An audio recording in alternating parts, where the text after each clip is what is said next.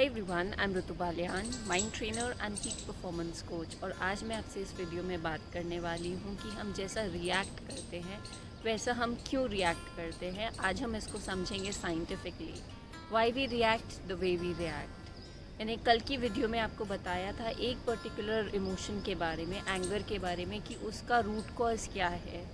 आज हम एक स्टेप आगे बात करते हैं। सिर्फ एंगर ही नहीं, हर एक नेगेटिव इमोशन, जब हम हर्ट होते हैं, हम हर्ट क्यों होते हैं एक पर्टिकुलर सिचुएशन में, हम गिल्टी फील करते हैं तो क्यों करते हैं, हमें गुस्सा आता है तो क्यों आता है, उसके पीछे का साइंटिफिक रीज़न क्या है। क्या आपने कभी सोचा है कि जैसे हमारे साथ इवेंट होता है रियलिटी में, क्या वही हम सच में उसी तरीके से रिएक्ट करते हैं? क्या हम उसी को उसी तरीके से परसीव करते हैं? एक एग्जांपल देकर बताती हूँ। अगर आप एक मूवी देखने गए और आपका उस मूवी के लिए जो परसेप्शन हुआ, ज़रूरी नहीं वो किसी और के परसेप्शन के साथ मैच करे। उसी तरीके से अगर आप कहीं घूमने जाते हैं या किसी रेस्टोरेंट में खाना खाने जाते हैं, आपको हो सकता है उसका खाना अच्छा लगे, हो सकता है किसी और का एक्सपीरियंस ख़राब रहे। तो जैसा इवेंट होता है हम उस तरीके से रिएक्ट नहीं करते हैं, बल्कि हम जैसा परसीव करते हैं सिचुएशन को, उस तरीके से रिएक्ट करते हैं। तो आज हमें ज़रूरी है समझना कि हमारा माइंड किस तरीके से काम करता है, किस तरीके से साइंटिफिकली हम इवेंट्स को डिलीट करते हैं, डिस्टॉर्ट करते हैं या जनरलाइज करते हैं। मान लीजिए आपके साथ कोई भी एक इवेंट हुई, एक्सटर्नल इवेंट, जिसको हम बोल देते हैं इवेंट 1। अब क्या उस तरीके से आपके माइंड में वो परसीव होगी? नहीं, वो इवेंट 2 की तरह आपको दिखाई देगी, आप जिस तरीके से रिएक्ट करेंगे। अब ये इवेंट 2 है क्या? इवेंट 2 होने से पहले हमारा माइंड 3 चीज़ें करता है। एक इमेजिनरी फ़िल्टर लगा होता है। सबसे पहला होता है डिलीट कर देता है। बहुत बार होता है कि हमें एक इवेंट की पूरी कॉन्वर्सेशन याद नहीं रहती, हमारा माइंड बाकी सब चीज़ों को डिलीट कर देता है। एक पर्टिकुलर स्टेटमेंट या वर्ड को हम पकड़ कर बैठ जाते हैं, बाकी सब डिलीट कर देते हैं। या फिर हमारे साथ अगर हमारा अपने पार्टनर के साथ कोई एक्सपीरियंस होता है, हम सारी अच्छी चीज़ों को डिलीट कर देते हैं और उस टाइम पर हमें पुरानी भी सारी चीज़ें, पुरानी ख़राब चीज़ें याद आने लगती हैं। तो क्या करता है हमारा माइंड? सबसे पहले चीज़ों को डिलीट कर देता है। ये मैं आपको वेरियस एग्जांपल्स की तरह बाद में बताऊंगी। पहला चीज़ हो जाता है डिलीट कर देना।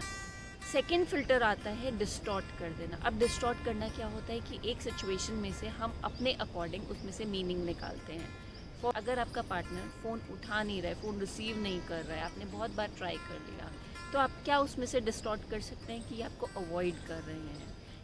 हम सिचुएशन का अपने अकॉर्डिंग उसका मीनिंग निकाल लेते हैं। थर्ड एग्जाम्पल आता है कि हम चीज़ों को जनरलाइज कर देते हैं। मतलब एक जनरल ओपिनियन, जैसे मैंने कल आपसे बात करी थी यूनिवर्सल ट्रुथ के बारे में और जनरल ओपिनियन के बारे में। हम बहुत बार जनरल ओपिनियन को ही हम सोच लेते हैं कि ये यूनिवर्सल ट्रुथ है। इन तीनों चीज़ों के बाद जाकर हमारा माइंड में परसेप्शन बनता है और हम उस तरीके से रिएक्ट करते हैं। जैसा हमारा रिएक्शन रहता है उसी तरीके से हमारा स्टेट ऑफ माइंड रहता है। अब इस एग्जाम्पल को, डिलीट, डिस्टॉर्ट और जनरलाइज को, हम वेरियस सेगमेंट्स में फिट कर देखते हैं। मैं और आपको और एग्जाम्पल्स देकर समझाती हूँ। मान लीजिए आप रोड पर जा रहे थे, आप अपने ऑफिस जा रहे थे, हाईवे से जा रहे थे। हमारा पेनोरमिक व्यू एक मोमेंट पे 2.5 मिलियन फ्रेम्स को कैप्चर करता है। क्या आपका माइंड या आपको हर एक चीज़ याद रहती है? आप क्या क्या देख रहे हैं, कितने ट्रीज़, कितने लीव्स, कितनी कार्स, कितने लोग, क्या आपको याद रहता है? नहीं।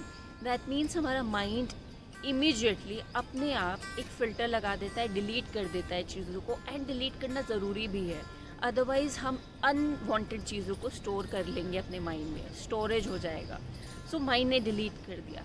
देन आप आगे जा रहे हैं, सपोज़ कीजिए कि वहाँ पर एक्सीडेंट होता है अगर रोड पर, तो आपका रिएक्शन उस एक्सीडेंट को लेके डिफरेंट होगा उस पर्सन से जिसका एक्सीडेंट हुआ, या जिस फैमिली मेम्बर का एक्सीडेंट हुआ उन फैमिली मेम्बर्स का रिएक्शन डिफरेंट होगा उस एक्सीडेंट से। लेकिन अगर पास में कोई नया हॉस्पिटल खुला है तो क्या उस डॉक्टर का रिएक्शन डिफरेंट होगा? उसको अगर पहला क्लाइंट मिला है तो सिचुएशन एक थी कि एक्सीडेंट हुआ, बट हर एक पर्सन ने अपने अकॉर्डिंग उसका मीनिंग निकाला। इसको बोलते हैं डिस्टॉर्ट करना।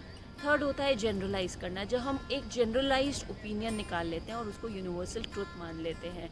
जैसे कि हम सोच लेते हैं कि हाईवे पे तो एक्सीडेंट होते ही होते हैं, बहुत ज़्यादा चांसेस होते हैं हाईवे पर एक्सीडेंट होना। अगर हम इस तरीके से अब काम करते हैं तो हमारा जो रिएक्शन होता है इन तीनों फ़िल्टर्स पे डिपेंड करता है।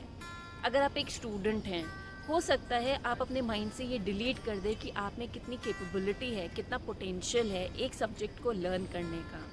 हो सकता है आप डिस्टॉर्ट कर दें उसको कि ये सब्जेक्ट डिफ़िकल्ट है या ये ईज़ी है।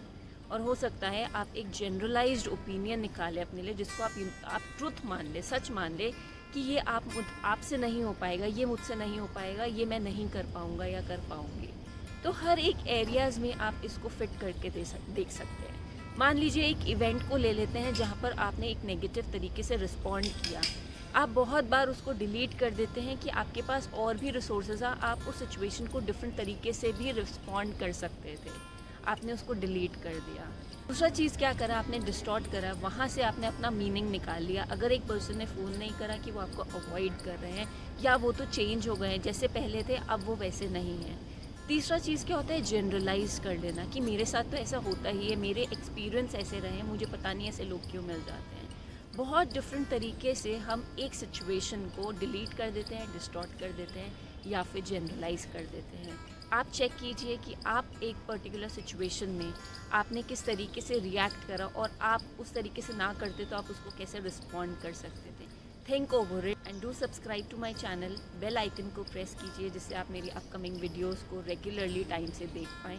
That was all in this video. Have a blessed day. Thank you so